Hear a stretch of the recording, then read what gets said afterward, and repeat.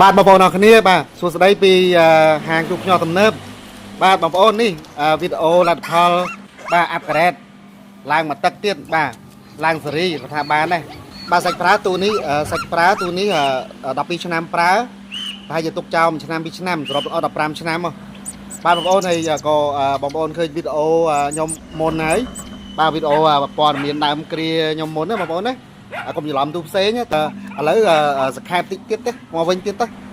បាទសុំបិទទូនេះសិនបាទទូនេះបងបើកសាកជូនភ្ញៀវបាទបងប្អូនទូនេះស្អាតដែរបាទបិទសិនបាទរបៀថ្លង់កង្ហាផងបាទបងប្អូនតោះបងមើលនេះបងប្អូននេះស្រួលនេះទូនេះដូរបាទនេះក៏រាប់ដែរបាទដូរជូនគាត់អត់គិតលុយទេដាក់បាទដូរអណ្ដាតទ្វារមួយបាទដាក់វេវិញបាទបងប្អូនមើលកង្ហានេះខ្ញុំសង្ស័យថាកុំប្រាប់ថា10ឆ្នាំជាងដែរណាព្រោះផ្លេចខ្លួនឯងដែរបាទដូរកង្ហានេះដែរដាក់កង្ហាផ្លាស្ទិកទាំងអស់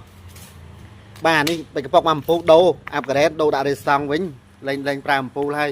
បាទឲ្យបងប្អូនក្បាលជារយៈពេល15ឆ្នាំ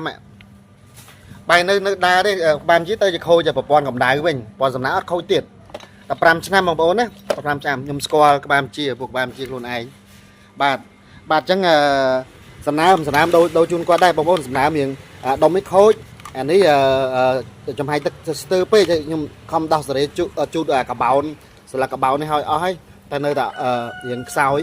បាទដូរឲ្យហ្មងទៅបាទគាត់គិតតម្លៃធូរបងប្អូនដោយសារទូនេះម្ចាស់គាត់ទិញតហើយគាត់ថាខ្ញុំពីរដងខូចអញ្ចឹងមានតែគាត់អត់ទាន់ស៊ាំជាមួយទូនេះឡើយទេ